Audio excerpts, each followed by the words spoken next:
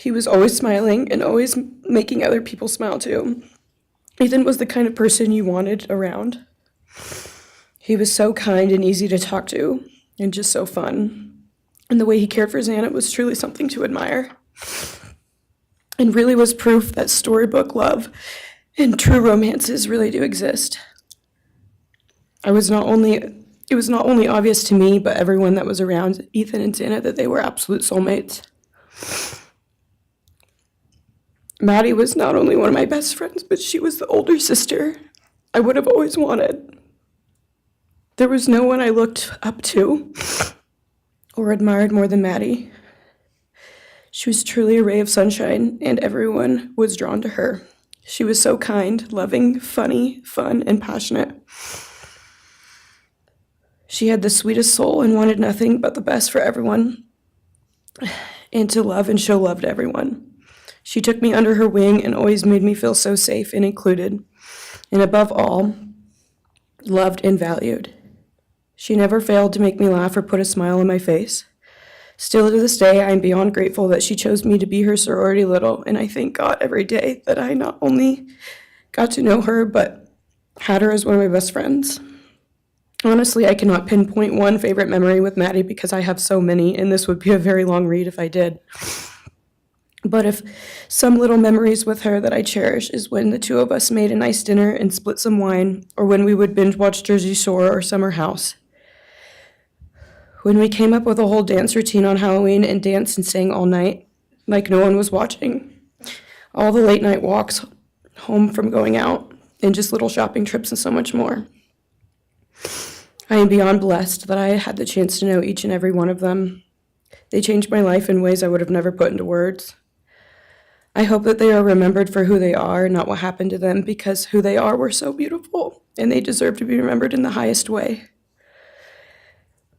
My heart breaks every time I go to text one of them or how badly I wish I could see and hang out with them. And then I remember I cannot. I will never be able to again. But I still talk to them in my prayers every single night, and I always will. I wish more than anything I could hug them one last time. And I wish I could tell them how much I love them. And even though I cannot, I still tell them every night. I will keep living for them as long as I am lucky enough to still be here. And they were all truly one of a kind. And they will be in our hearts forever and always. Thank you. And please convey to Bethany my appreciation for her courage, and I hope that she heals. Next is Dylan Mortensen. We're asking for some accommodations for Miss Mortensen and that she be allowed to sit in my seat. Sure.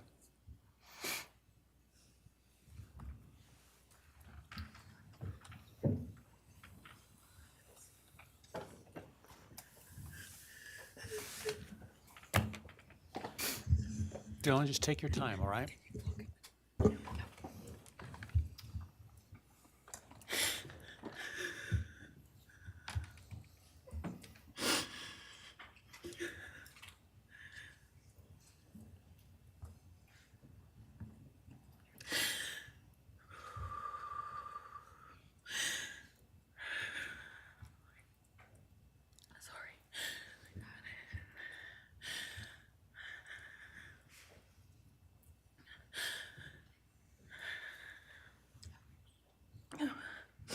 Thank you, Your Honor.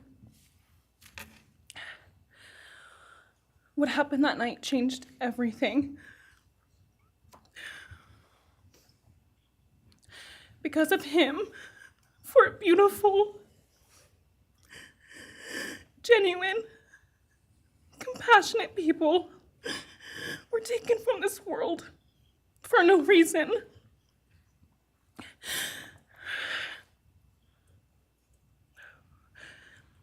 He didn't just take their lives.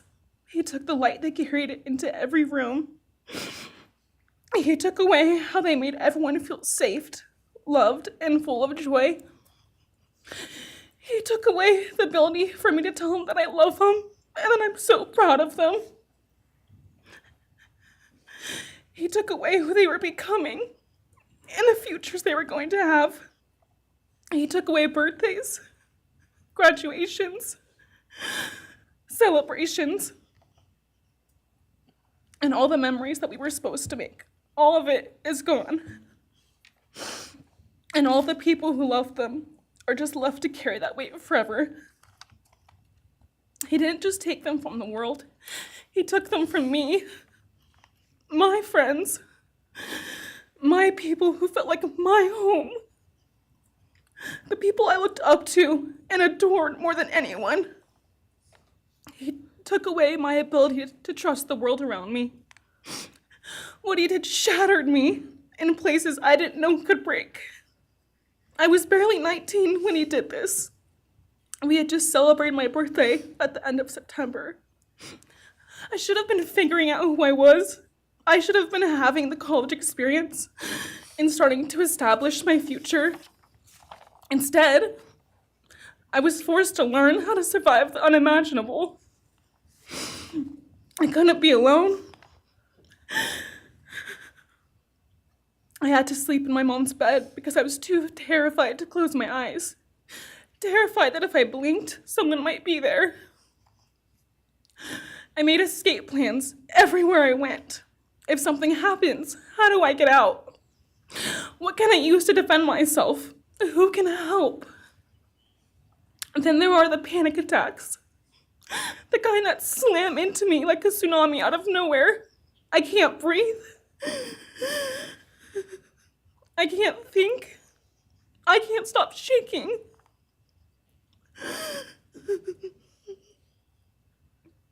All I can do is scream because the emotional pain and the grief is too much to handle. My chest feels like it's caving in. Sometimes I drop to the floor with my heart racing, convinced something is very wrong. It's far beyond anxiety. It's my body reliving everything over and over again. My nervous system never got the message that it is over, and it won't let me forget what he did to them. People call me strong. They say I'm a survivor, but they don't see what my new reality looks like. They don't see the panic attacks, the hypervigilance, the exhaustion, the way I scan every room I enter, the way I flinch at sudden sounds. They don't know how heavy it is to carry so much pain and still be expected to keep going, and that's because of him. He stole parts of me I may never get back. He took the version of me who didn't constantly ask, what if it happens again? What if next time I don't survive?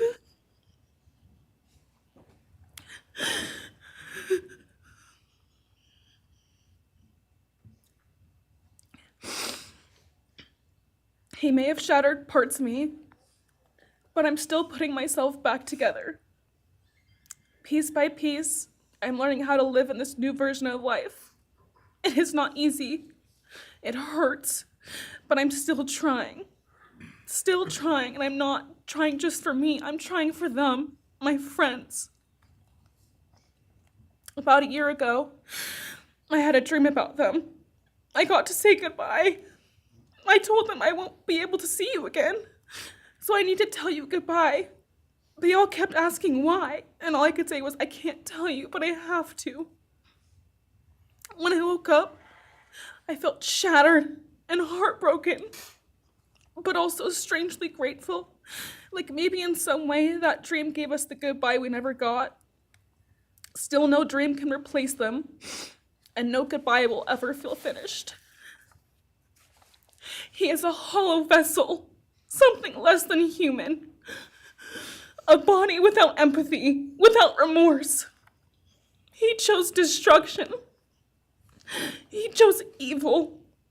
He feels nothing. He tried to take everything from me. My friends, my safety, my identity, my future. He took their lives, but I will continue trying to be like them, to make them proud. Living is how I honor them. Speaking today is to help me find some sort of justice for them. And I will never let him take that from me. He may have taken so much from me, but he will never, get to take my voice. He will never take the memories I had with them. He will never erase the love we shared, the laughs we had, or the way they made me feel seen and whole. Those things are mine. They are sacred, and he will never touch them. I get to feel sadness. I get to feel rage. I get to feel joy even when it's hard. I get to feel love even when it hurts. I get to live. And while I will still live with this pain, at least I get to live my life. He will stay here, empty, forgotten, and powerless. Dylan, thank you so much for your courage. I appreciate it.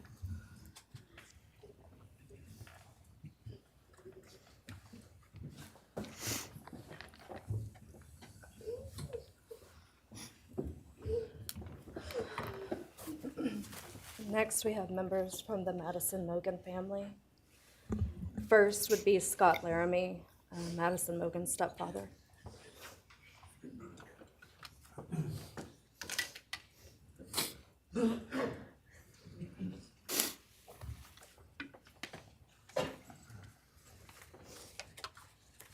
Standing by him is Karen Laramie, Madison's mother. Thank you, Your Honor. My name is Scott Laramie. I'm Maddie Mogan's stepfather and the husband of Maddie's mother, Karen Laramie. I will read this victim impact statement on behalf of Karen and myself. Maddie was our gift of life, our purpose, and our hope. Maddie quickly became Karen's joy, identity, and purpose in life. I joined Maddie's life when she was 2.5 years old. The experience transformed me into a life of joy, love, and family. Maddie was bright, beautiful, kind, empathic. She listened carefully to others and was observant, seeing and caring about the hearts and the minds of all she encountered. She loved music and music festivals. She had a wonderful sense of humor. She excelled in school. She was an easy child to raise, almost never requiring discipline, and almost always giving us parental joy. One time Karen remembers disciplining Maddie as a little girl. Maddie responded, "You broke my heart," which of course melted ours. She had a keen wit, even at that young age. As she transitioned into teenage years, she prioritized us and extended family over many of the distractions that capture teenagers. She showered us with her presence and love at family events, barbecues, picnics, birthdays, holidays, and others. She spent countless hours with her papa, her Uncle David, Aunt Nadine, and her other close family and friends.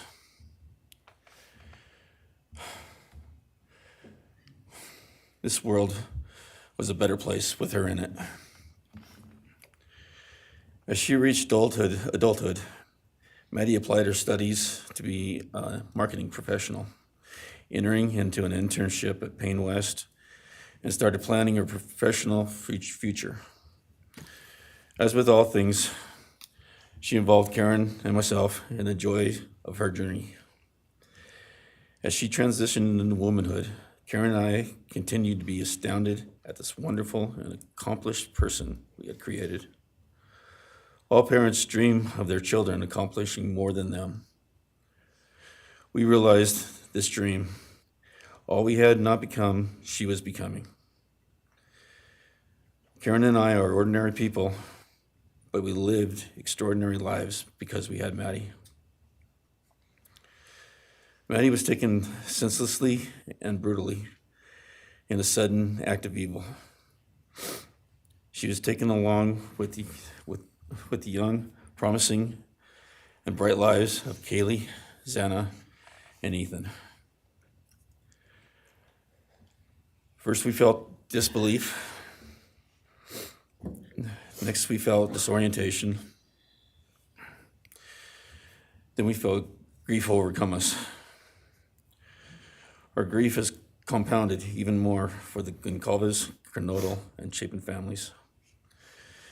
We speak of hope and healing, and we do have hope and some healing. But the vast emotional wound will never fully heal. Since Maddie's loss, there's emptiness in our hearts, home, and family, an endless void. After losing her mother in a car crash, Karen took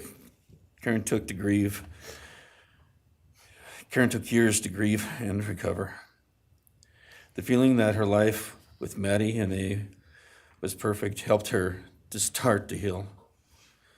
Now, this is no longer perfect. After Maddie's loss, Karen felt like she was spinning out, emotionally collapsing into anxiety and depression. She sometimes asks, how am I supposed to go on when I've lost my favorite person in the world? I felt the same, and we continue to struggle. The loss of Maddie has impacted so many beyond our family. Her second family is her sorority sisters who grieve alongside us. She has so many close friends who suffer from her loss. We will continue to be. Her loss will continue to be felt by the Vandal community, including Vandal Solutions on campus, where she volunteered her time for others.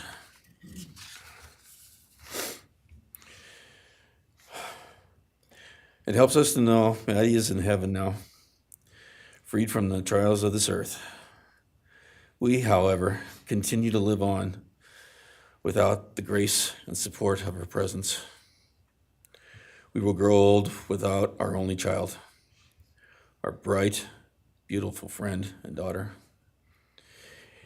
In the end, there are no words that can accurately capture the devastation of losing Maddie.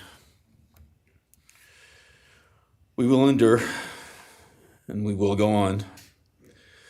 For Maddie, we will not let our grief consume us. For Maddie, we will continue to love and care for our family and friends, including the families of Kaylee, Santa, and Ethan. We will remain united with them. We can only hope that others out there suffering similar losses can look to us and see that we can overcome hatred, darkness, and evil. We know the law allows us to comment on the defendant and his sentence. As for his sentence, we support the plea agreement. Society needs to be protected against this evil. As for the defendant, we will not waste words, nor will we fall into hatred and bitterness. Evil has many faces, and we now know this, but evil does not deserve our time and attention. We are done being victims. We are taking back our lives. We will turn our time, talents, and attention to hope, healing, and helping others, and to the future. We invite all those who have suffered with us on this to join us in our journey. We can make this world a better place. We can move on from tragedy. Adversity will visit us, evil will visit us, but we will overcome. We can and will endure. Karen and I express our gratitude to Your Honor and to the prosecution team for allowing us the opportunity to make this statement.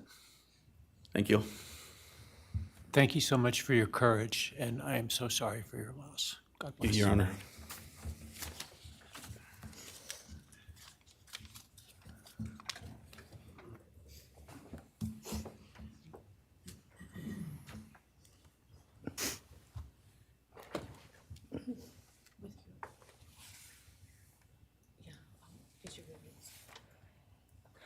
Your Honor, this is Leander James.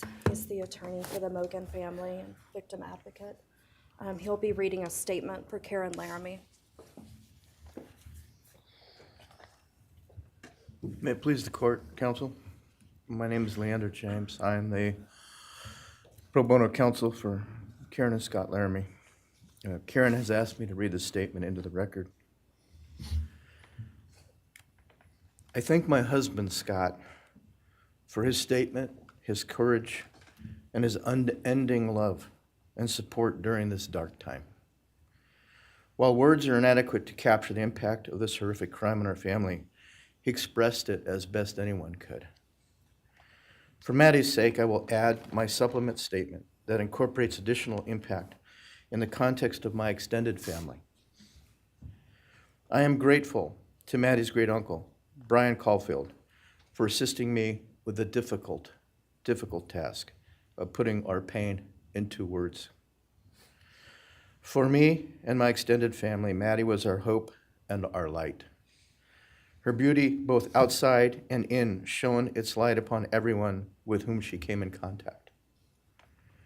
Her beauty, she carried that hope and light into the future for our entire family. We have memories of our Maddie and grief and pain at her being taken from our presence. Any one of us would have given our own light to have been outshone by hers. We now look to our Creator to know that her light continues where we look to see her in His presence. Those who commit evil for their own twisted gains and purposes truly defile the efforts and sacrifices of mothers, fathers, families, teachers, clergy, public servants, service members, and all those who commit themselves to the greater good, freedoms, and the future light of our nation. Condemnation falls heavily upon those who squandered the lives of our future hopes and dreams. Some may offer forgiveness for what the defendant has done. However, we cannot at this time, or perhaps ever, nor will we ask for mercy for what he has done. His acts are too heinous. The agony and grief he has caused, too great. But we will waste no further words or thoughts on him. For Maddie's sake, we will move on. We will do our best to carry Maddie's light into this world and make it a better place. I thank the court and the prosecution for allowing me the opportunity to make my statement, and I thank all those who have and will support my family and the families of Kaylee, Xana, and Ethan. Thank you. Thank you. Thank you, Mrs. Laramie. Appreciate it.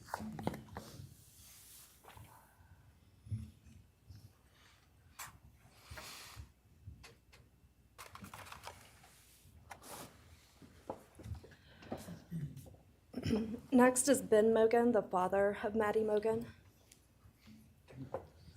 Yes, of course. Actually, Your Honor, it'll be Kim Cheeley, the grandmother of Maddie Mogan.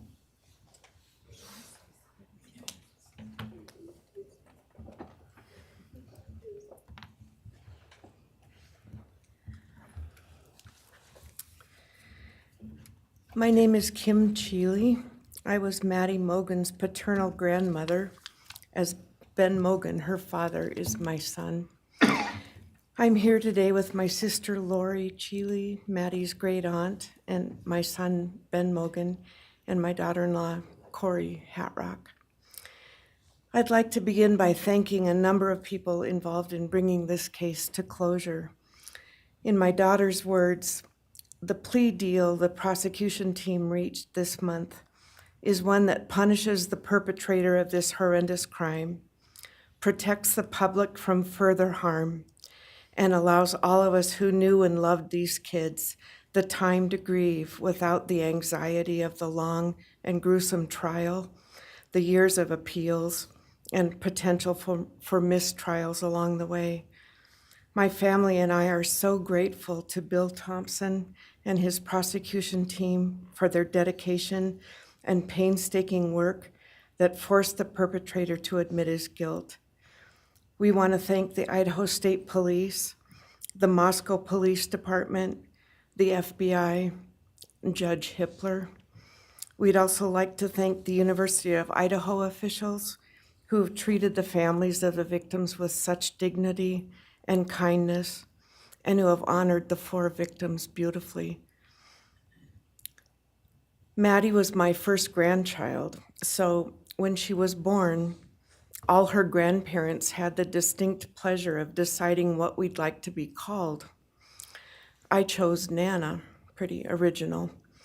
But when Maddie was about 1.5 years old, her papa, Ben's dad, and I were planning to visit the new little family in Oregon. Maddie didn't have an extensive vocabulary at the time, but for some unknown reason, she called bananas ba-deedle-deedles. When Karen and Ben told her Nana was coming to visit, she figured, I say deedle-deedle for that word. So I became deedle-deedle, shortened to Deedle when she was about 6 or 7, and I was Deedle all her life. I don't think her stepdad, Scotty, ever knew my given name was Kim. Maddie's and my birthdays were 1 day apart, and a couple years before she was killed, she gave me this necklace with Deedle and Maddie engraved on it, and I added an angel wing, and it's one of my treasured possessions. I also got an angel wing tattoo, never thought I'd see the day, but along with many members of our family, replicating the one that Maddie and her sorority sisters had. I wanted mine where I could see and touch it often. From preschool through grade school, I stopped teaching piano lessons early on Wednesdays and picked Maddie up for bubble baths, brownies, and books. It was our special time together, and she went home those nights in her jammies with a pan of warm brownies for her family. Although Karen and Scotty raised Maddie and did such a lovely job of parenting, we Mogans were lucky to have her for holidays and many other family gatherings. We'll always have our treasured memories of Maddie growing up in our big, extended, cooperative family, and I thank Karen and Scotty Laramie for being so generous and open and sharing Maddie with her Mogan side of the family. When the 4 kids were murdered, the foundation fell out of our world. Initially, the fear was truly debilitating. The first 6 weeks were excruciating. Despite the vigils, memorials, candlelight gatherings of students, friends, family, community members. After the arrest, in the past 2.5 years, my family has lived with grief, with the effects of traumatic grief, of which I was blissfully unaware before all of this. I now have a stack of books on grief. I've attended grief classes at hospice. I've tried EMDR, a technique that helps replace disturbing visions with something more comforting. My son Ben, his 2 sisters, Maddie's aunts, and I have all experienced depression and anxiety and sleep disturbance, requiring medical intervention at times. We've all sought counseling off and on. The struggle with media attention was extremely difficult, especially for Ben. No one should live through the violent murder of one's child. Some days it's beyond me how the parents of these kids are still upright. I'm thankful for the strong families and communities that are supporting the survivors. At the time, I could think of only two blessings surrounding the horrific murders. One was that Ben was living with my partner Tom and me at the time, and that we could support each other emotionally through it all. Sadly, Tom died a year ago of a rare brain cancer, and he won't be here to see justice served. He was our family's rock, and we all miss him every day. A second blessing is that my mother died of COVID several months before the kids were killed, and she didn't have to live through the horror. It was difficult to identify blessings. So we've all lost our dear child and a future with her. I ache for the loss of the dreams that she and her true love, Jake, held. And my heart goes out to Karen and Scotty and your side of Maddie's family. You've had more than your share of loss.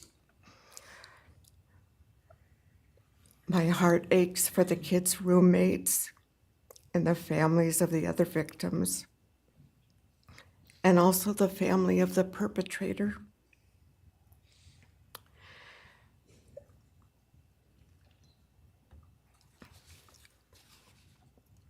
Going forward, we Mogans are choosing to put our energy and focus into honoring Maddie's too short life and sweet spirit by celebrating Maddie May Day, which my two daughters established. On May 25th each year, Maddie's birthday, we encourage folks to do random acts of kindness in Maddie's name. In my daughter Katie's words, may we all protect our peace in whatever way possible, unite in community, and focus on joy. Please do an act in kindness in Maddie's honor during this week, so a glimmer of Maddie's light may live on. Thank you. Thank you, and I appreciate your courage, and bless you and your family. Thank you.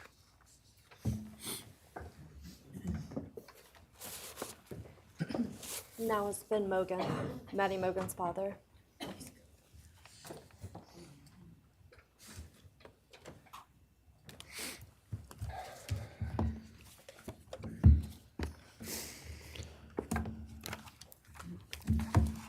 I'm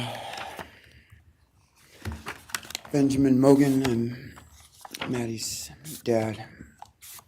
And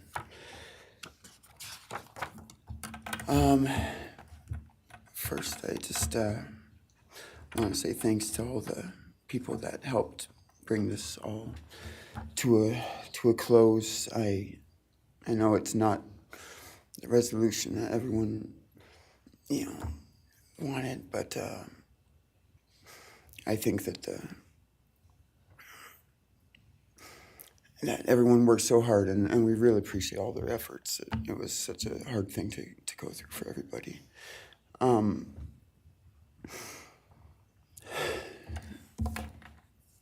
Maddie was my only child that I ever had.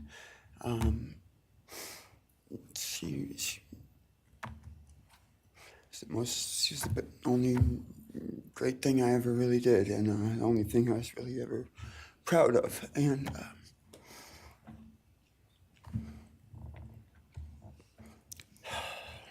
I thought we would have the rest of our lives together to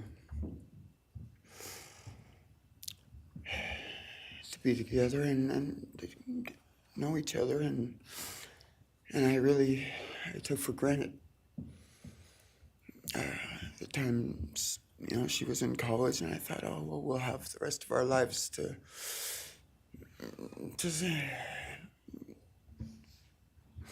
do all the stuff that we're supposed to do, and she was just about done. She actually earned all of her credits for her college degree, and Karen and Scotty and I got to go and get her diploma that she actually earned, and she served every bit of that. And but I thought that and that was going to be just the beginning of a long life together, and we never got that. Karen and Scotty did such a great job raising her after Karen and I split up, and I'm so thankful for Scotty and the role that he played in her life when I wasn't able to. But we got to spend a lot of great times together, Maddie and I. She was my favorite person to go to a concert with. We got to see some fun shows together, and I told her, if there's ever a show that you want to go to, let me know, and I'll get you tickets for you and your friend, or if we want to go together, we'll make it happen. And my favorite memory with her was when the Mac Miller show sold out here in Spokane, and everyone wanted tickets, no one could get them, and on the last day before the show, they did a radio thing, and I got 4 meet and greet tickets for Maddie and her friends and me to go and see the show, and that was her favorite artist at the time, was Mac Miller, and he's gone now too, and my little cousin Zach drove us all there that night, and he's gone too, tragically, and anyway, the last thing that she ever wrote to me was this Father's Day card, and I'm so glad I still have it. I'm just going to read what she said. It says, "Happy Father's Day. I hope you have the best day. I can't wait till we can hang out again soon. I'll be in Coeur d'Alene, 624 to 74. Hopefully we can find a time then. I loved your birthday card that you sent me, by the way. Maybe we can see a concert sometime soon. I'd love to see the gorge when it's not so smoky out. I hope you're doing well. I'm proud of how far you've come. Thank you for always encouraging me to do my best. Love you lots and lots. Love, Maddie May." She did encourage me to not just to do my best, but to live on. I went through a lot of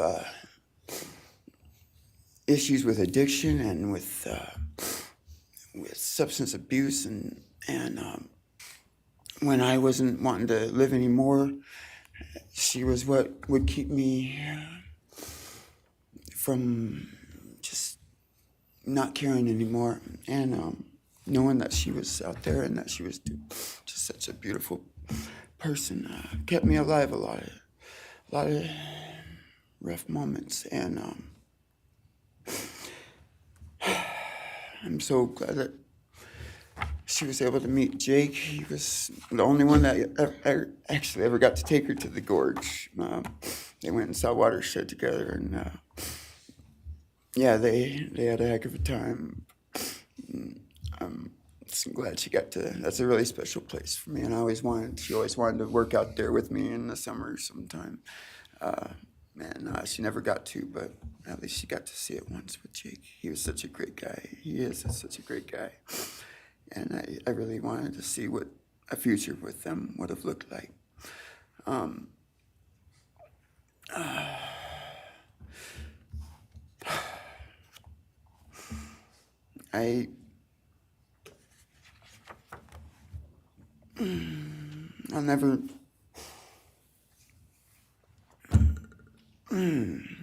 never be able to replace her. I wrote a bunch of stuff. I just don't know what to say right now. I just miss her so much, and I just love her more than anything. And it shouldn't have happened. And a death sentence is one thing. You know when it's going to happen, and it's going to be all gentle and stuff. But life without parole, with a building full of people that all just want you to not be around anymore, and winking at every morning, not knowing if that's the day they're going to pull your card. I mean, it's not a very nice sentence either. So I don't know. I just love you, Maddie, and I wish you were still here. Thank you so much.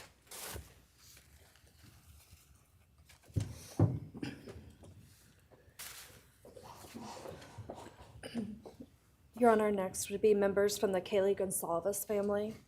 First will be her father, Steve Gonsalves.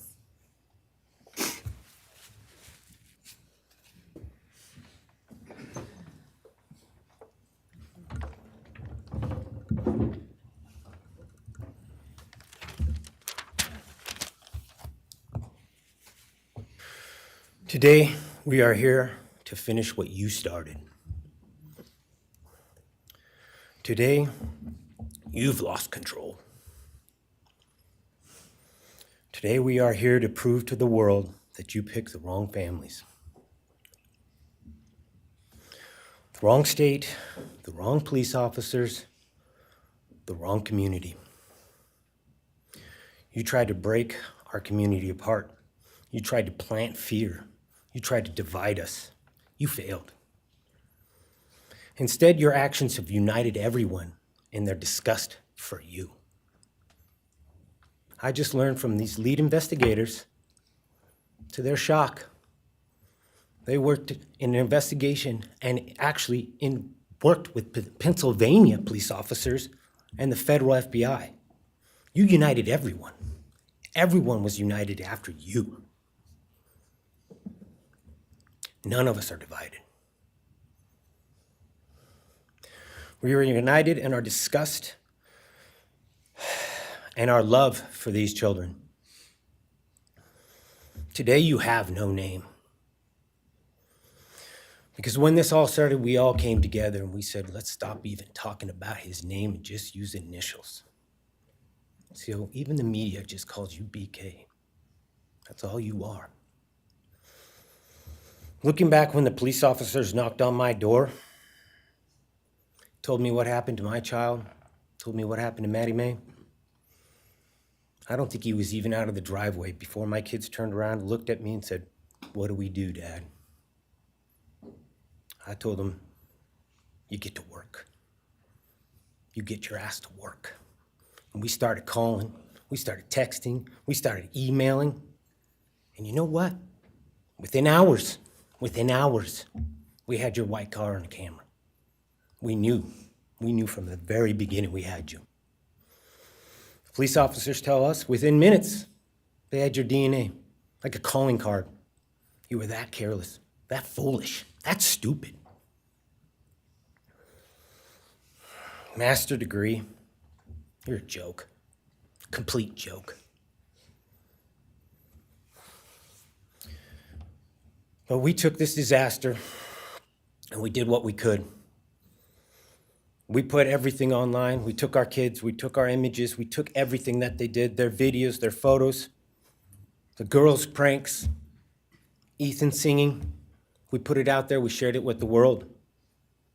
And the world united.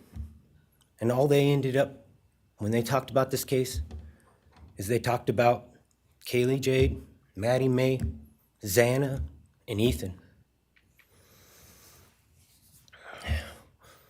Everything what these people meant to us, a father, a mother, a brother, a sister, we shared that with our community. Then we shared it with our state. We shared it with the country, and eventually we shared it with the world. The world's watching because of the kids, not because of you. Nobody cares about you. You're not worth the time, the effort to be remembered. In time, you will be nothing but two initials forgotten to the wind. No visitors, nothing more than initials on an otherwise unmarked tombstone.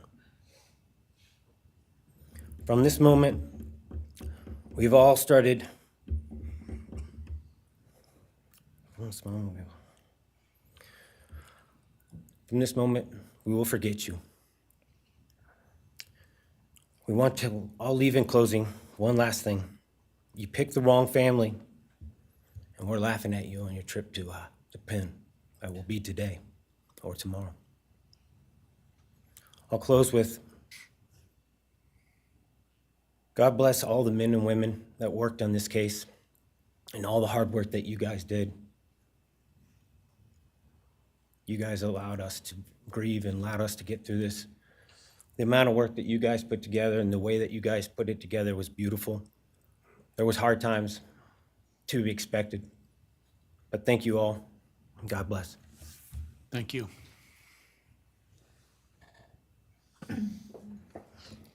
Your Honor, next is Stephen Gonzalez, Kaylee's brother.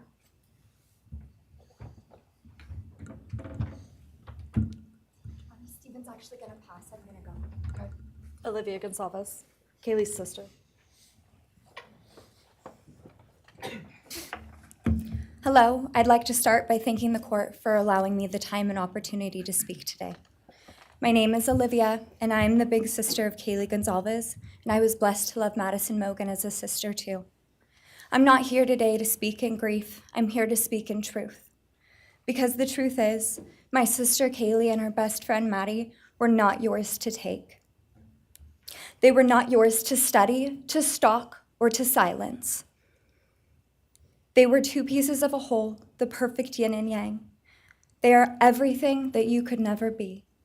Loved, accepted, vibrant, accomplished, brave, and powerful.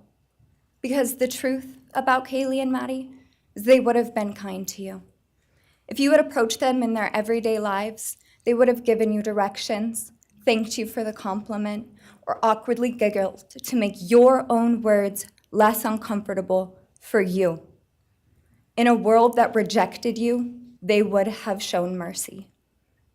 Because the truth is, I'm angry. Every day I'm angry. I'm left shouting at the inside of my own head everything I wish I could say to you. The truth about me is when I heard the news, I didn't cry. I listened for them. I promised them I would, that I would fight for them, that I would show up no matter what it cost me. I swore I'd never let them feel alone. Because you see, I've always been their heavyweight. I've always been the one to fight the battles they didn't feel ready to fight themselves. All it ever took was a call, and they knew I would handle it for them, no matter the time, no matter the cost. They could wave their white flag because they knew I would never back down, not for them, and not even death could change that. Somewhere along the line, I started to think about what I would say to them if I was given just one last chance. If I could gather enough heartbreak or love or sacrifice or whatever it took to get just one message across, what would I say? Throughout this entire process, I've written my feelings down at every moment, my wishes, my love, my denial, my anger. And as one final act of love, I'd planned to read these thoughts, even jarring and discombobulating and not even making sense. Because for me, that was true love. As bare and as naked as it could be, not laced in pretty words or dressed for the occasion, but written through bleary eyes at 2 a.m. with clenched fists, angry at this reality. My true final act of love was to continue on without them, for them. That dream to read aloud my love to them, to bring meaning through pain, was the latest blow in realizing you don't deserve it. And Kaylee and Maddie don't need it. Kaylee and Maddie have always known my love, and they would never ask me to prove it by further victimizing myself to a defendant who has shown no guilt, no remorse, no apprehension. They would say to me, "Why would you give the satisfaction of showing vulnerability now? You promised you would never back down." And for that clarity, I'm thankful. I won't stand here and give you what you want. I won't offer you tears. I won't offer you trembling. Disappointments like you thrive on pain, on fear, and on the illusion of power. And I won't feed your beast. Instead, I will call you what you are: sociopath, psychopath, murderer. I will ask the questions that reverberate violently in my own head, so loudly that I can't think straight most any day. Some of these might be familiar, so sit up straight when I talk to you. How was your life right before you murdered my sisters? Did you prepare for the crime before leaving your apartment? Please detail what you were thinking and feeling at this time. Why did you choose my sisters? Before making your move, did you approach my sisters? Detail what you were thinking and feeling. Before leaving their home, is there anything else you did? How does it feel to know the only thing you failed more miserably at than being a murderer is trying to be a rapper? Did you recently start shaving or manually pulling out your eyebrows? Why November 13th? Did you truly think your Amazon purchase was untraceable because you used a gift card? How do you find it enjoyable to stargaze with such a severe case of visual snow? Where is the murder weapon? The clothes you wore that night? What did you bring into the house with you? What was the second weapon you used on Kaylee? What were Kaylee's last words? Please describe in detail the level of anxiety you must have felt when you heard the Bearcat pull up to your family home on December 30th, 2022. Which do you regret more? Returning to the crime scene 5 hours later, or never, ever going back to Moscow, not even once, after stalking them there for months? If you were really smart, do you think you'd be here right now? What's it like needing this much attention just to feel real? You're terrified of being ordinary, aren't you? Do you feel anything at all? Or are you exactly what you always feared? Nothing. If you're so powerful, then why are you still hiding, defendant? You see, I'm here today as me. But who are you? Let's try to take off your mask and see. You didn't create devastation. You revealed it in yourself. And that darkness you carry, that emptiness, you'll sit with it long after this is over. That is your sentence. And it was written on the wall long before you ever pled guilty. You didn't win.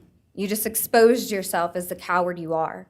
You're a delusional, pathetic, hypochondriac loser who thought you were so much smarter than everybody else. Constantly scolding, turning your nose up to grammar mistakes, nitpicking and criticizing others. You wanted so badly to be different, to be special, to be better, to be deep, to be mysterious. You found yourself thinking you were better than everyone else, and you thought you could figure out the human psyche and see through it, all while tweaked out on heroin. Lurking in the shadows made you feel powerful because no one ever paid you any attention in the light. You thought you were exceptional, all because of a grade on a paper. You thought you were elite because your online IQ test from 2010 told you so. All of that effort just to seem important. It's desperate. There is a name for your condition, though. Your inflated ego just didn't allow you to see it. Wannabe. You act like no one could ever understand your mind, but the truth is you're basic. You're a textbook case of insecurity disguised as control. Your patterns are predictable. Your motives are shallow. You are not profound. You're pathetic. You aren't special or deep, not mysterious or exceptional. Don't ever get it twisted again. No one is scared of you today. No one is intimidated by you. No one is impressed by you. No one thinks that you are important. You orchestrated this like you thought you were God. Now look at you, begging a courtroom for scraps. You spent months preparing, and still all it took was my sister in a sheath. You worked so hard to seem dangerous. But real control doesn't have to prove itself. The truth is, the scariest part about you is how painfully average you turned out to be. The truth is, you're as dumb as they come. Stupid, clumsy, slow, sloppy, weak, dirty. Let me be very clear. Don't ever try to convince yourself you mattered just because someone finally said your name out loud. I see through you. You want the truth? Here's the one you'll hate the most. If you hadn't attacked them in their sleep, in the middle of the night, like a pedophile, Kaylee would have kicked your fucking ass. Thank you. Thank you.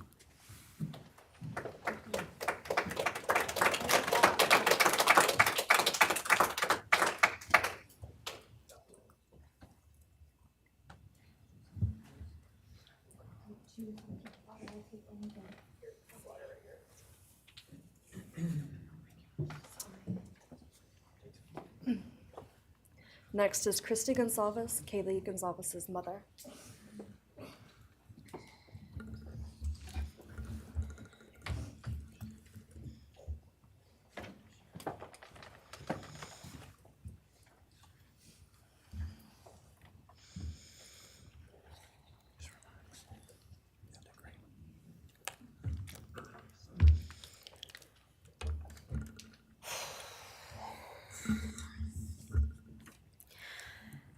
Thank you, Your Honor.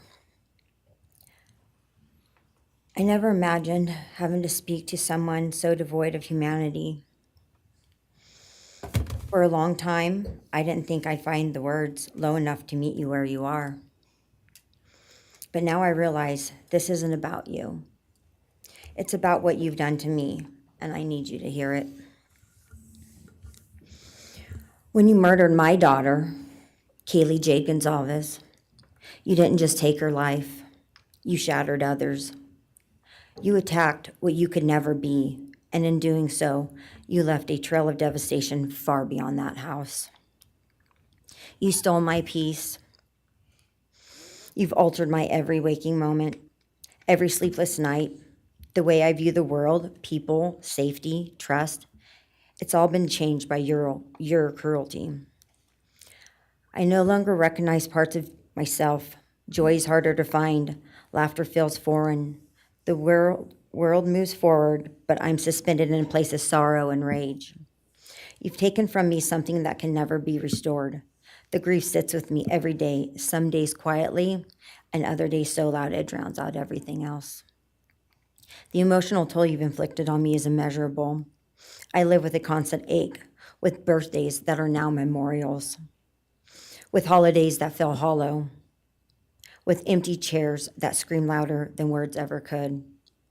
I am forever changed. But for you, as a person working on a PhD in criminal justice, you really didn't think this one through. You're not that good. In fact, you're not that good at anything.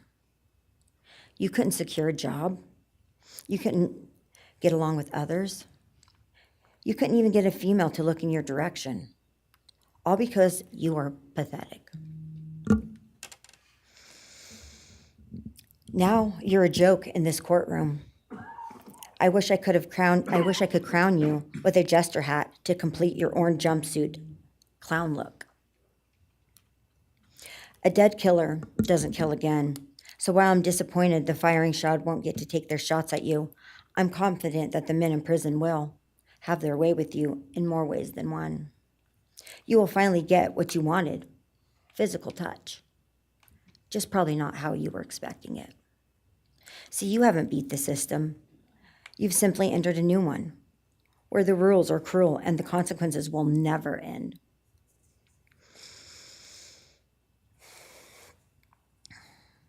You are entering a place where no one will care who you are and no one will ever respect you. You will be forgotten, discarded, used, and erased. You will always be remembered as a loser, an absolute failure. And when those prison doors slam shut behind you, I hope that sound echoes in your heart for the rest of your meaningless days. I hope it reminds you of what we all already know. You're nothing. May you continue to live your life in misery. You are officially the property of the state of Idaho, where your fellow inmates are anxiously awaiting your arrival. But it's okay, because they're there to help you. Hell will be waiting. Quick message from our youngest daughter. Aubrey wanted to say, you may have received A's in high school and college, but you're going to be getting big D's in prison. Thank you.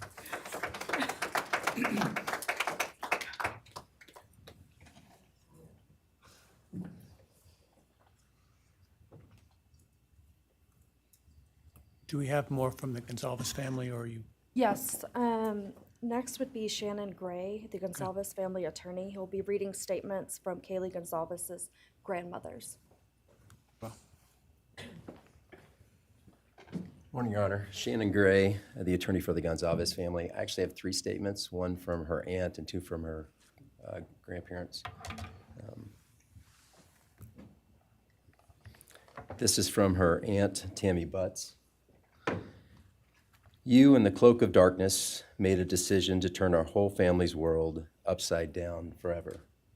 You, in the cloak of darkness, took our Kaylee J. Gonzalez away from us all without hesitation. Never have you shown any remorse or regret. We just get creepy, non-expressive stares as you have your team of women defend you. Kaylee was a strong, kind, fun-loving, caring person, and she will greatly be missed by all her family and friends for the rest of our lives. She had goals in life that you took from her and us. We lose on watching her enjoying her life, working hard and building the future she wanted. She was ready to start that after college life. You, in the cloak of darkness, took it all away. You left us without her future wedding, her future children that she would have added to our family. No more talking to her on the phone, going for a coffee, celebrating holidays. It's all gone. You, in the cloak of darkness, gave each and every one of Kaylee's family members their own lifetime sentence.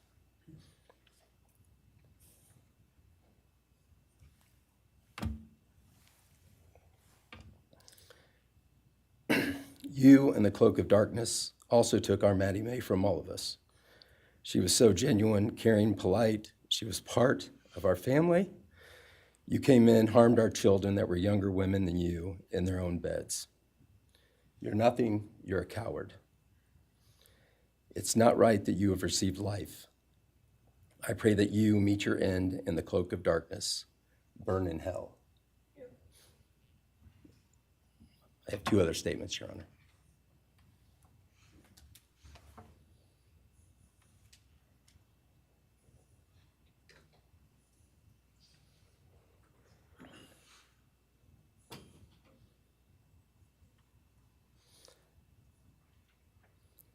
This is Linda Lucan's statement. This is Kaylee's grandmother.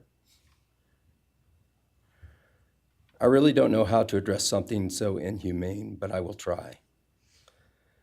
Nothing in the past 2.5 years has made any sense. All I get is you cowardly went into a home at night, filled with what I'm sure you thought was all sleeping girls, and went on a vicious killing spree for no other reason but to appease your demonic urges. You took my granddaughter Kaylee from us, plus 3 other beautiful lives. You took my granddaughter Kaylee, beautiful, sweet-souled, doll-faced Kaylee, who was getting ready to start her amazing life, who had such a bright future, who was loved by so many, who you were so envious of. She had a life you could never have. You are so beyond human. You're definitely a demon from hell. I truly wish your punishment would be the same death you inflicted on our kids. But I think you will meet some new friends in prison who will be there just to help you. Thumbs up.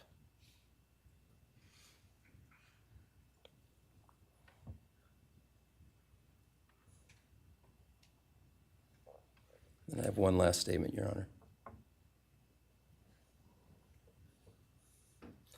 This is from Cheryl Gonzalez, Kaylee's other grandmother. John 1:5 says, light shines in the darkness, and the darkness overcomes it not. Somewhere in your life, some jealousy, envy, ego, something went dark. It pushed out all light until you became dark and evil. And when you saw my granddaughter and her friends, their light, because they have such a light, you couldn't stand it. Because the darkness in you could not stand the light in them. And so you decided to destroy it. Cowardly, you walked into their rooms in the dark and took their lives, hoping to get rid of your darkness. But you didn't. You failed. Because you know what was once a light shown only to their friends, families, and loved ones is now all over the world. Everyone sees it. Their smile, their beauty, their plans, everything they were and had.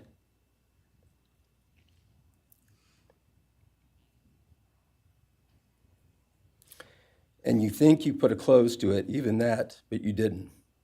Because they still exist. They are still light. They are still beautiful.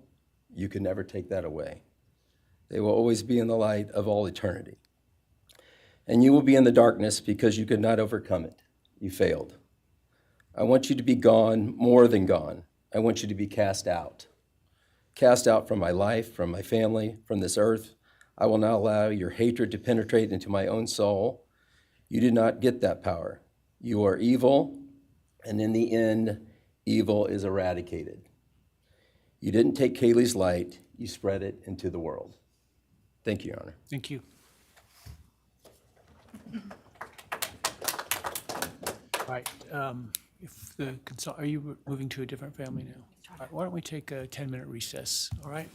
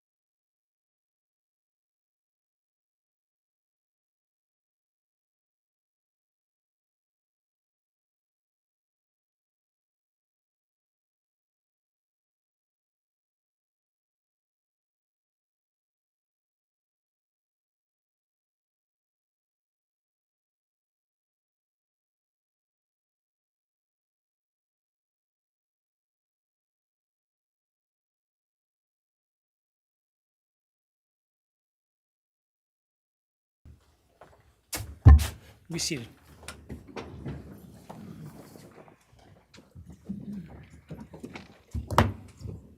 All right, Ms. Jennings. Thank you, Your Honor.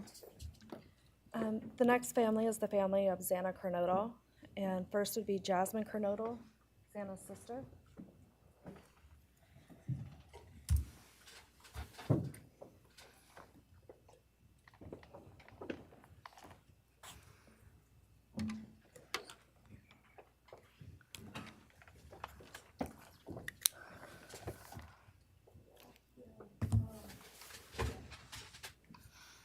Just want to say thank you to everyone who's been involved in this and just for all the hard work and dedication you guys have put into this. I also want to thank everyone for the support and just my family and friends who've been around through this time. I went back and forth on whether to speak today because the truth is you don't deserve power over my feelings, my words, or me. Thank you. In the end, I realized this moment isn't about you. It's about justice for Xana, Ethan, Kaylee, and Maddie. It's about honoring the beautiful people they were and still are in God's eyes. On November 13th, 2022, a piece of my heart was ripped away. There's no way to ever fully describe the weight of losing my sister, my best friend. No sentence or punishment will ever come close to the justice Xana, Ethan, Kaylee, and Maddie deserve. Xana was everyone's best friend. She was kind, she was funny. She was a gift to each person she was able to make an impact on. Xana was someone I turned to when I needed direction or advice. Although I am her older sister, I often found myself looking up to her. She had a radiant energy that everyone loved, and she always knew the right way to approach a problem. She knew how precious and special life was, and she truly did live every day to the fullest. Yet her story was cut short by an act of evil. I believe in a God whose justice is not bound by this courtroom. I find peace knowing that judgment ultimately belongs to Him. For your sake, I hope one day you feel the full weight of what you did. I hope you take accountability. I hope you truly experience the guilt and you surrender yourself to Jesus Christ. Because no punishment on this earth can ever compare to the isolation and pain of eternal separation from God. Xana deserved more. They all did. But I come here to say this. I am strong. I am brave. I'm a fighter, just like Xana. And you don't get to control how I move forward or what I believe. I walk with the comfort of knowing I will see my sister again. Xana didn't get the future she deserved. She won't be the maid of honor at my wedding, the cool aunt to my future children. I'll never hear her laugh or see her light up a room ever again. But I will carry her with me for the rest of my life. I will live in her honor, fight to be the best kind of woman and someone she's proud of, to make sure the world never forgets who she was. Xana's story doesn't end with what was taken from her. It lives through the love she gave, the people she touched, and the legacy our family will protect. Her light still shines, and her voice will echo louder than this pain. You didn't take that from us, and you never will. Thank you.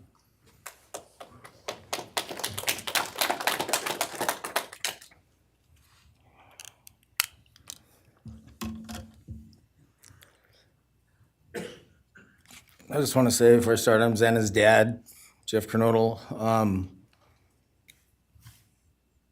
It's been a hard road down, because she's gone. And I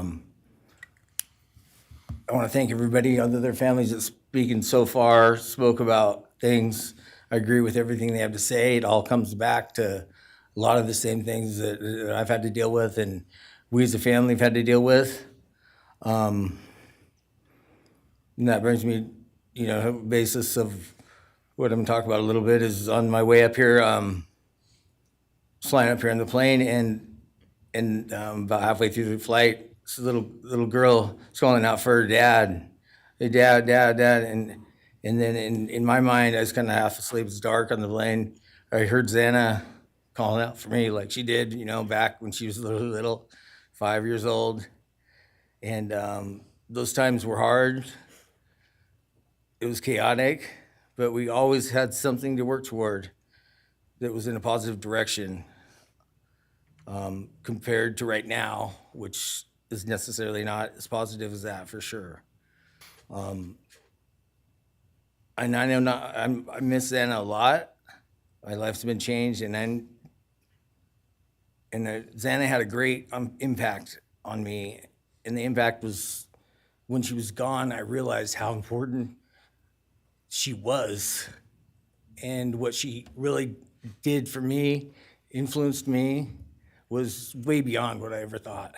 She'd call me up on the weekends, check on me, see who's with me. She's like accountability to your youngest daughter. And that really made a big difference. It made me really think about things and what it's all about, That's the things that I miss the most, is those calls on the weekends, the calls at 11 at night. What's going on? You want to meet my friend? Whoever she's with, a couple of her friends, I can meet them, talk to them. And she always did that. And it's pretty cool. Pretty cool. I really miss that. And she made a big impact on me, on other people, her family. But the impact that she made is so extensive on what happened here. And it goes so far. People from everywhere in the world, are following things. And Xana has made a difference in their lives. So, countless people told me that. They might not even know her. They never knew anything about her. It's what they see, and they just love her and say how they wish she could have been their friend. Could have been their friend, could have hung out, and it's like, this is a blessing, this is what the little kid was, and definitely was a big blessing in my life, and so is Jasmine, and basically, we worked hard to do the things we did, through the times they were growing up. And through those times, I realized that I wanted both of them to graduate college, and that'd be the ultimate thing for them to do to prepare for the world. Then it came back to me, Xana didn't get to finish college. He had it all figured out. And this all came back to me when I was there, and that little girl was on the plane doing that. It's like where I was going, what I was going here for. And then I just realized and thought to myself about the wonderful life that she had and we had together. And I still get to have with Jasmine, but that's the part that really counted. It's the part that really counted, is those memories.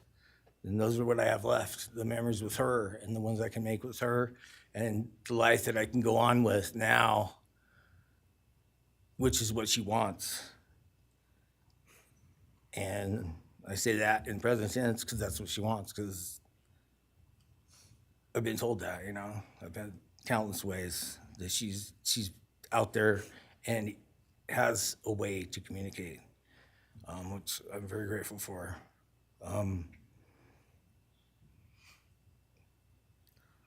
That goes to say that the impact of what happened to them, all 4 kids, goes so much further than just not me, the parents, the families, the community. It goes so far because a lot of kids, in the colleges, just for an example, they lock their doors now. The door wasn't locked in the back.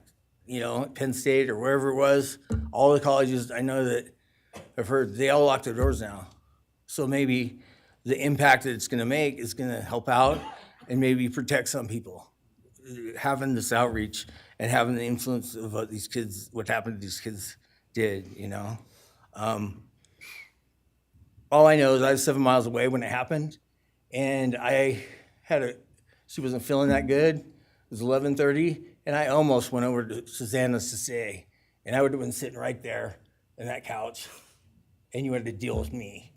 So they would have had a chance, and I regret that, and I regret not going. But the reason why I didn't is because Susanna said, don't be drinking and driving. You got the rental car, don't be drinking and driving, you know, the week before that. So she would have been mad at me to do that. But I really wish I would have drunk and drove, you know, because they would have had a chance, all four of them. At this point, I just have to go on. We're gonna go on with everything and make things better in my life, because that's what it's all about. If I have closure in things, and the part that we miss is Santa, her influence, her smile, the things that she did, and we have the memories left, the great memories, and she just wants us to make more memories and not be sad or upset or shocked or taken for that, you know? And that's what we're gonna do. We just have to. That's all I got. Thank you for your words and your courage, and bless your family.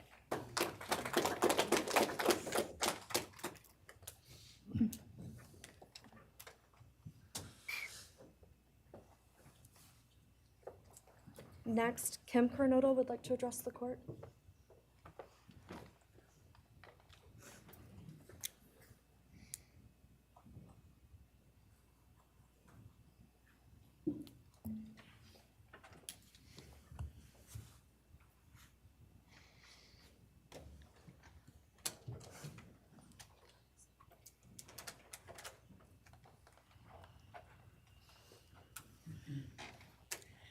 Thank you, Your Honor. My name is Kim Kernodle. I am Xana's aunt. I was very blessed to have her in my life, in our family. And I thought I had everything in my head, what I wanted to say, but it kind of went out. And I'm always looking for the positive thing, because evil, hate can destroy people. And that's what it started doing with our family. It created anger with our family members. And then I had to look, because Santa was everything that the media, her friends said. She was that fun, loving, high-spirited, beautiful person. And I no longer get to get my nails done with her, have lunch with her.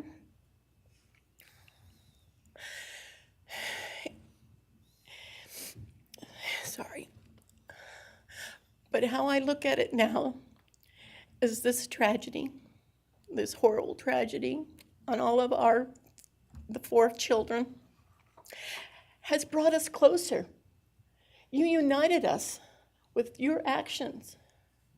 We're united now, and we're stronger than ever. We have family and friends now that we never knew we had. And, you know, this is probably going to bother everybody, but Bryan, I'm here today to tell you I have forgiven you, because I no longer could live with that hate in my heart.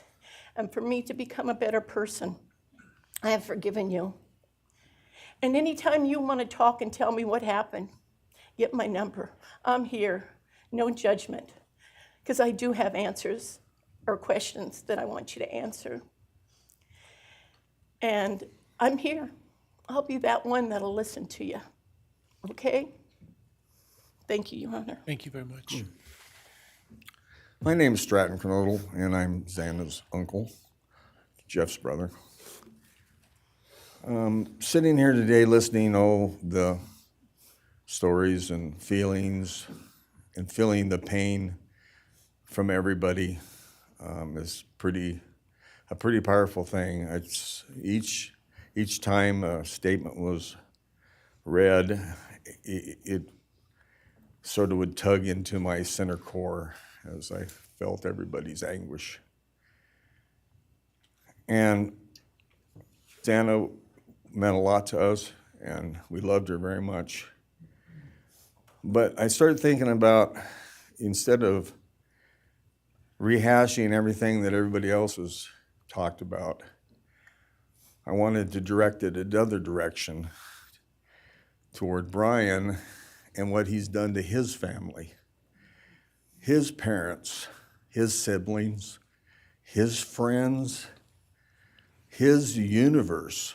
He has contaminated, tainted their family name, and pretty much made a horrible, miserable thing to be ever related to him. And I know that that's what he has to live with, and that has to be his pain. And that's all I have to say. Thank you.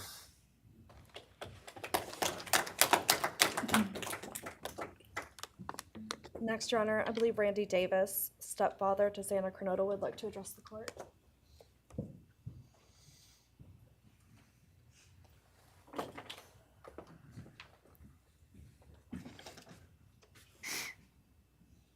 Hi, my name's Randy, stepdad of Xana.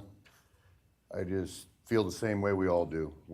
All of us are united because of something that happened, and I'm grateful to know and have met some new family because of this awful event. But this is probably the last time we're all gonna be in the same room together, let's be real. So I can say, I love you all, and I feel your pain, and just God bless us all, you know? Just get through it. I had stuff wrote up, it was probably best I didn't read it out. Probably get kicked out of here, so. You know, I'll share one thing to you guys, not to you, with Xana. So, I was working in North Dakota and came home, and Jazzy and Xana had taken our son Elijah and put him in a dress, makeup, and it was awful, you know. I was like, I don't know. She was funny.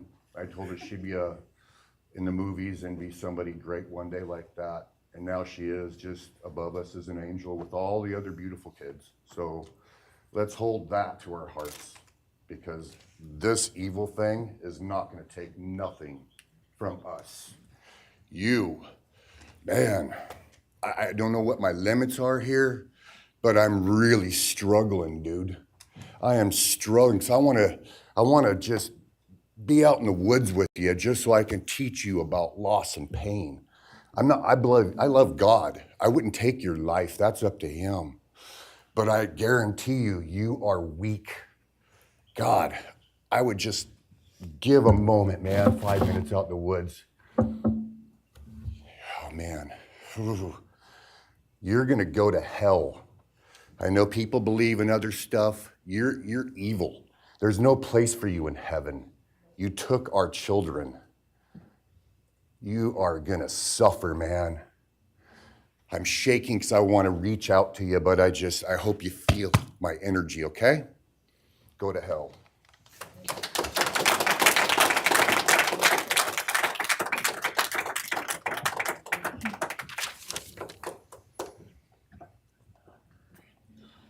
Next is Kara Northington, Xana's mother.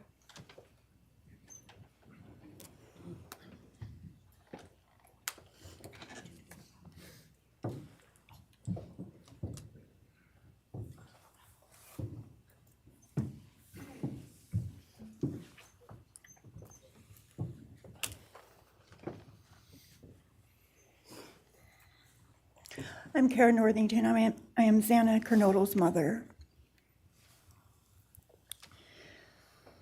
This letter is to you, really. But it is for my daughter, who was murdered by you. Today I stand before you, the man who is responsible for murdering my beautiful daughter, Xana Kernodle. My daughter was beautiful both inside and out.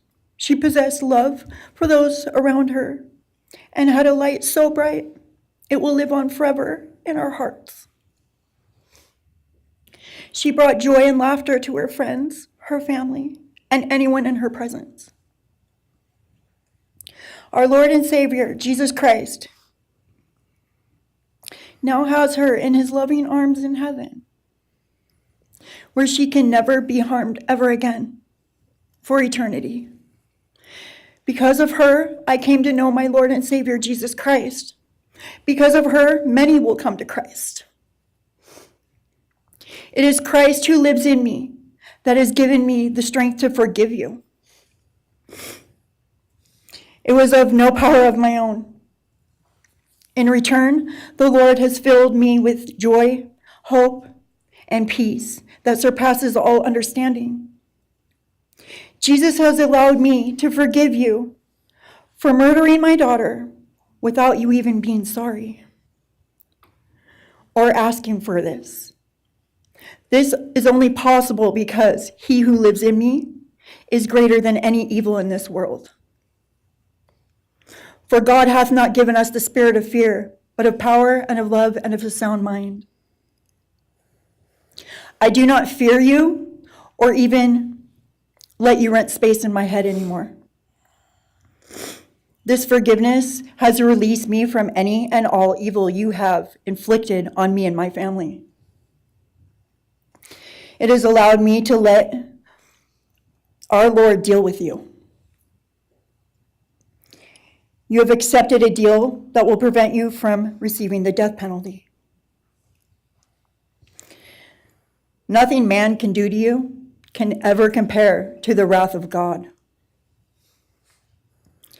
Inevitably, you will stand before our Lord and will have to answer to him over the sins you have committed in murdering our children. I pray you come to the end of yourself before that day. Whether you like it or not, heaven is for real and so is hell.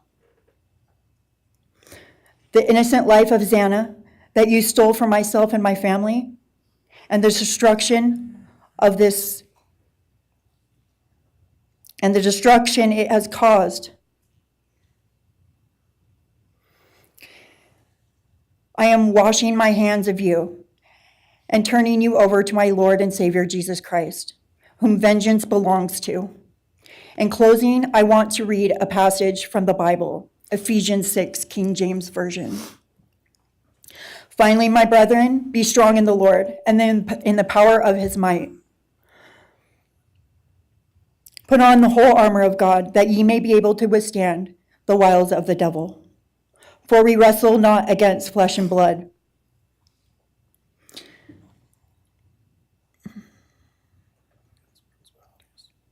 but against principalities, against powers, against the rulers of the darkness of this world, against spiritual wickedness in high places.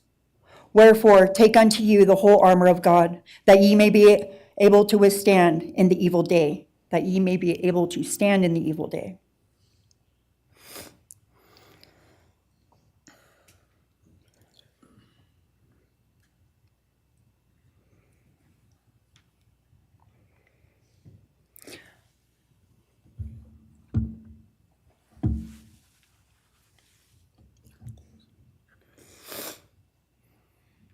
I'm not going to share memories of Xana or any more of the goodness of her with you, because I do not want that to be in your head.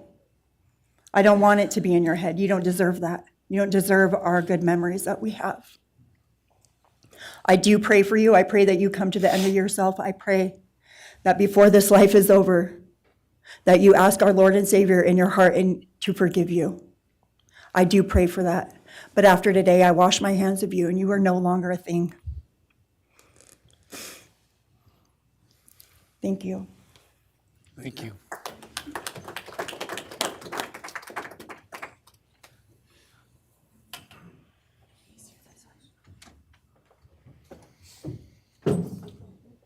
I don't believe the state has any other victim impact statements.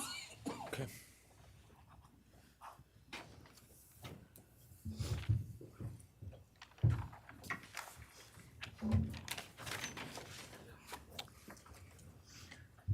Right, state can argue.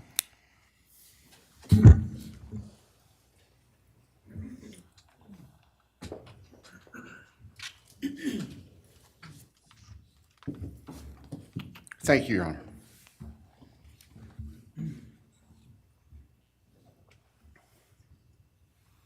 Just as a housekeeping matter to start, there will be the issue of restitution. That is, the documentation is being gathered, and we ask if the court would defer that for 30 days so we can present it in an orderly fashion and make sure it's comprehensive for everyone. Any objection to leaving restitution open in 60 days? All right. Thank you, Your Honor.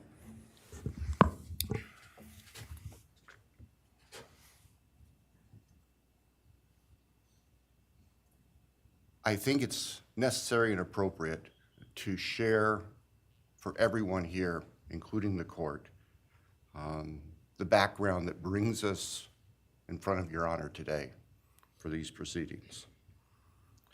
As the record reflects, and as everybody in this courtroom knows, the defendant has pleaded guilty to all 5 counts charged in the indictment. Under oath before Your Honor, he has admitted that the charges against him are true. He has reassured the court that he has not been coerced or threatened to make those admissions. And Your Honor did an extraordinary job in taking the pleas back on July 2nd. We appreciate the court's discipline and insight. The defendant has also waived appeal on the multitude of rulings from this court and Your Honor's predecessor in Latah County on dozens, literally dozens of motions seeking to dismiss the case, seeking to control or limit evidence, seeking to offer evidence that would not be appropriate. And we appreciate the court's consistent rulings based on the law, based on the facts. As Your Honor will recall, on June 18th, it's just really not that long ago, we appeared before this court for arguments on what became the defendant's final motions to this court. Motion where they wanted to offer evidence suggesting that other people were responsible for the defendant's actions, and the motion seeking essentially an indefinite continuance of the trial. It was readily apparent to all of us in the courtroom from Your Honor's comments that those motions were not going to be granted. So we returned to Moscow and continued with what we had been working on for months in preparation for trial. We had no qualms about going to trial if trial was what was necessary and appropriate. The following week after we were in court, we were approached by the defense with an inquiry about a possible plea. And I can tell the court this is the first suggestion ever that there was any consideration, because indeed, the defense had maintained from the beginning that Mr. Kohberger, the defendant, was factually innocent. It's clear that the reality of the evidence and the case that had been investigated and prepared and that we were ready to present in court became a reality. Our reaction, among other things, was to reach out to all the families. And in fact, later that week, on Thursday and Friday of that last week of June, we met with representatives by teams, virtual meetings, with representatives of all the families. And we talked about the status of the case, and the upcoming trial and things that related to the trial. And we also let them know that there had been an inquiry about whether there might be an offer for a plea. And we asked the family members for their thoughts and feelings. And they were candid. And they have been candid since, and we respect that. And we understand, recognize, and acknowledge that there was a difference of opinion among representatives of the different families. We understand that. One of the challenges of this case, one of the unique things about this case is we have multiple victims, each unique unto themselves, their families and friends unique unto themselves, and all of them entitled to their opinions, all of them entitled to their thoughts. Over the following weekend, our prosecution team, very skilled attorneys who were personally as well as professionally deeply invested in this case, met. And we talked, and the decision was reached. Well, to start with, were there to be any sort of plea offer or discussion, there's only one possibility. And that would be for the defendant to plead guilty straight up to all charges. There would be no bargaining about counts. There would be no bargaining about reduced sentences. And so we made the proposal to the defense that if the defendant was willing to plead guilty up front to all 5 counts as charged and waive appeal of the court's myriad decisions during the past 2.5+ years on all these motions that would have consumed years, if not decades, of time in the future. By the end of the weekend, we were notified the defendant was prepared to plead guilty as charged and factually acknowledge his responsibility in court for these horrible crimes.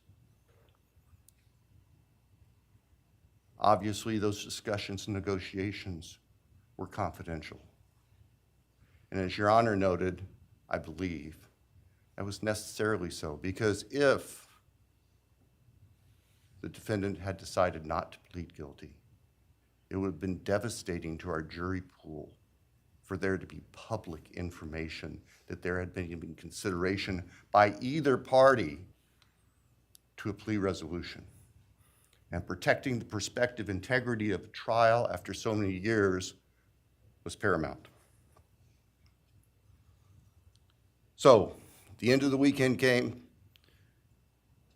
We notified the victims' families of what had occurred. I recognize and acknowledge personally, and I respect the fact that of these fine, suffering people here, not everybody agreed with the decision we make. I accept that. It's my responsibility in the end. I recognize that that's the duty of the office that I hold.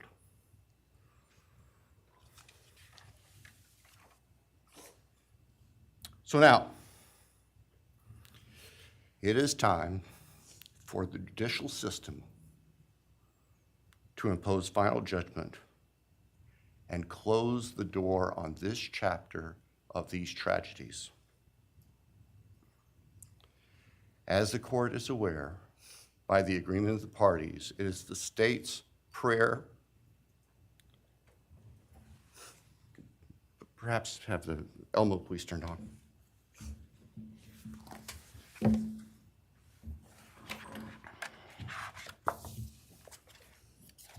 Thank you. That on count 1, the felony burglary, that the court sentenced the defendant to the maximum period of 10 years fixed in the custody of the Idaho Department of Correction. Then on count 2,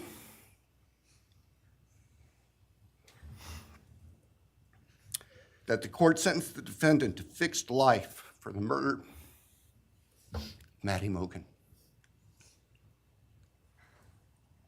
On count 3, that the court sentenced the defendant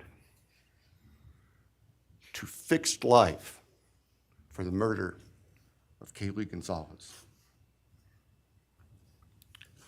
On count 4, that the court sentenced the defendant to fixed life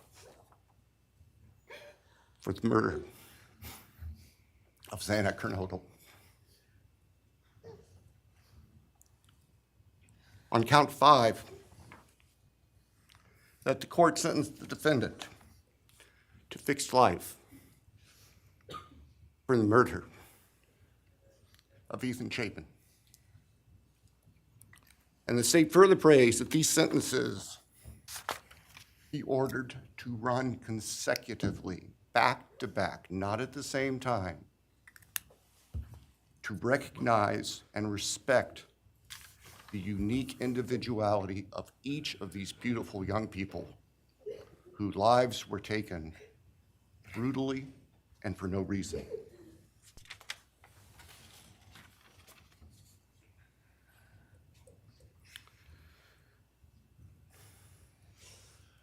And hopefully now, as we have heard earlier this morning, it is time to afford the families and the friends and the community and the state of Idaho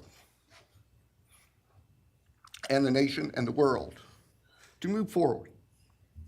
We can't undo, and we can never undo, the horror of what occurred on the early morning hours of November 13th, 2022 at 1122 King Street in Moscow, Idaho. For a long time, the presiding district judge in Latah County was John Stegner, who eventually became a member and a justice of the Idaho Supreme Court. And Justice Stegner often observed that even God cannot change the past. But everyone in this room has the ability to take themselves forward. And we want the judicial system to afford them the opportunity today to do that. From today forward, our memories should be focused on these innocent victims whose lives were taken, on their families, on their friends, on the community. The court has heard discussion, talk today, reminiscences today about a special family that our victims shared, not just their natural, legal, and biological families, not just their university family within their sororities, for example.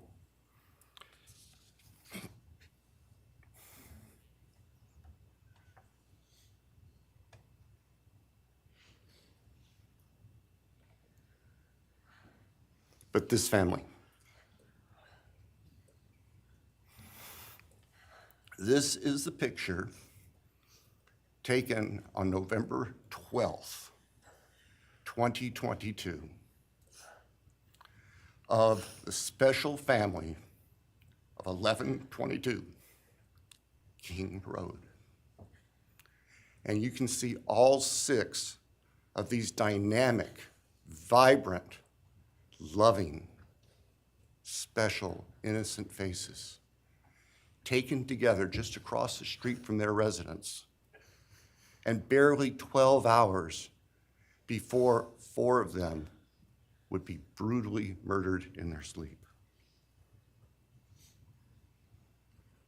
They've been described consistently as being bright, caring, vivacious,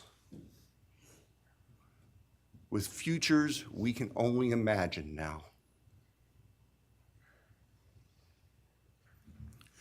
But they were, and they remain, a special family that I think we should all recognize and appreciate. So it's time to move forward. There have been a number of statements directed specifically at the defendant today, I have one last thought. After Your Honor imposes judgment and sentences the defendant to spend the rest of his life in prison, in other words, sentence the defendant to die in prison, he's going to stand up in the belly chains and leg irons that he's wearing today, and he's going to be escorted into the custody of the Idaho Department of Correction. And the door will close behind him forever. That is the closure that we seek, that all of these people, these loving friends and family deserve, so that we can move forward. Thank you, Your Honor. Thank you.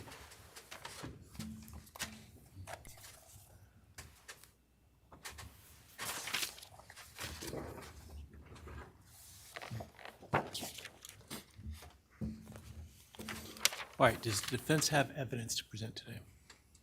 All right. Does defense wish to make argument today?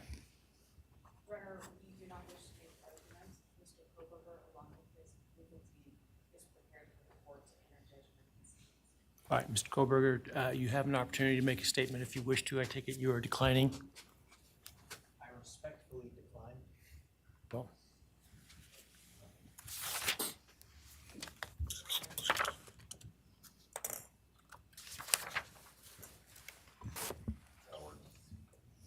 please. All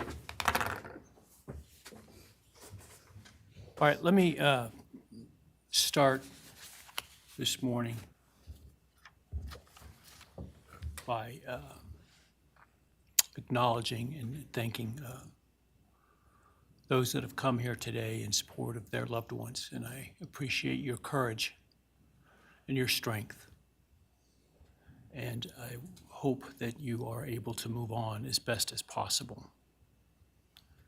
Thank counsel for the professionalism that they've exhibited throughout this case. It has been my great honor to preside in this case and to help bring, to the extent possible, some resolution and hopefully justice to this case.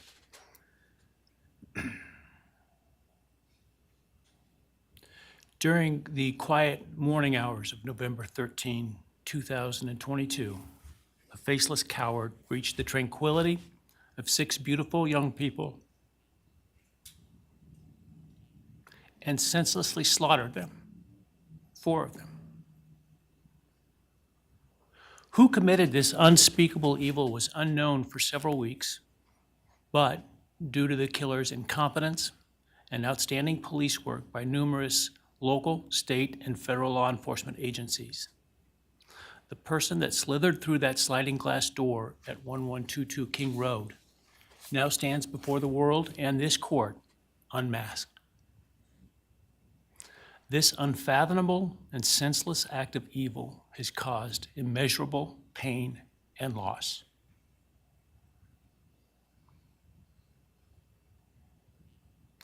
No parent should ever have to bury their child.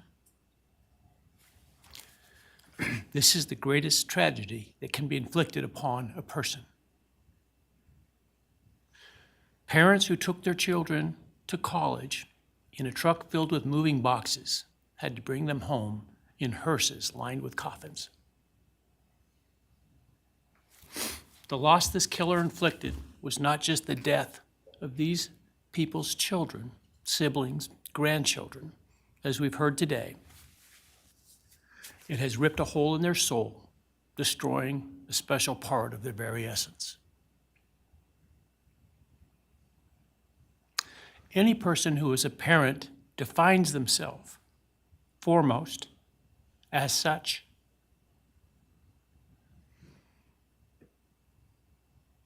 It is their existence and purpose of being. And it has been stolen from these parents.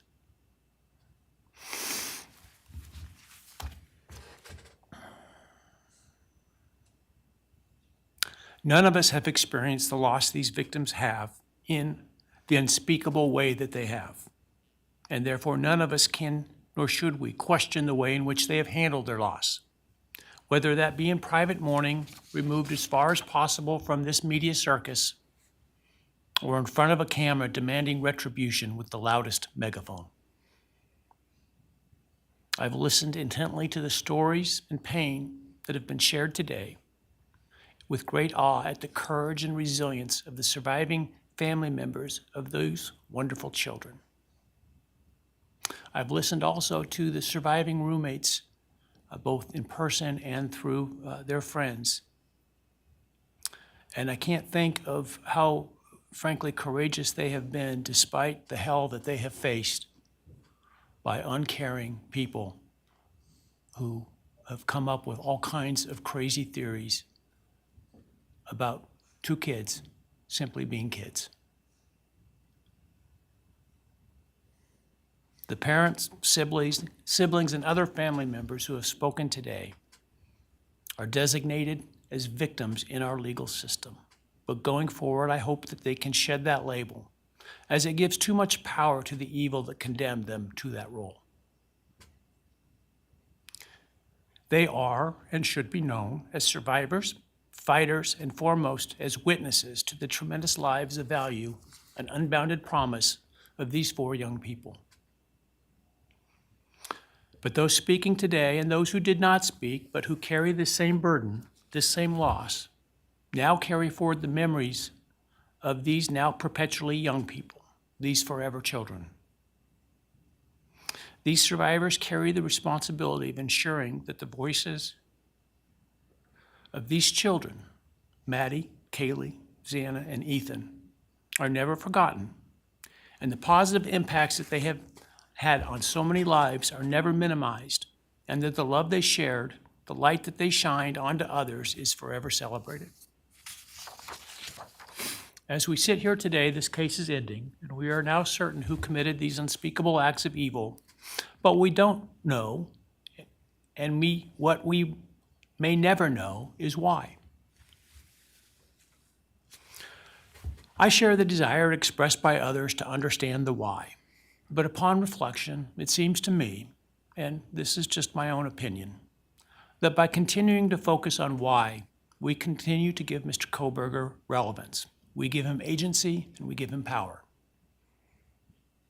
The need to know what is inherently not understandable makes us dependent upon the defendant to provide us with a reason, and that gives him the spotlight, the attention, and the power he appears to crave. Yet even if I could force him to speak, which legally I cannot, how could anyone ever be assured that what he speaks is the truth? Do we really believe, after all of this, he's capable of speaking the truth or of giving up something of himself to help the very people whose lives he destroyed? Rather, I suspect the so-called reason would be dished out in enticing, self-serving, and aggrandizing untruthful bits, leaving people wanting more information, more insight, and thus enhancing even further the power he seeks to hold. Even if we could get truthful insight into his why, I suspect it would not in any way quench one's thirst for actually understanding why in the first instance. Because there is no reason for these crimes that could approach anything resembling rationality. No conceivable reason could make any sense. And in the end, the more we struggle to seek explanation for the unexplainable, the more we try to extract a reason, the more power and control we give to him. In my view, the time has now come to end Mr. Kohberger's 15 minutes of fame.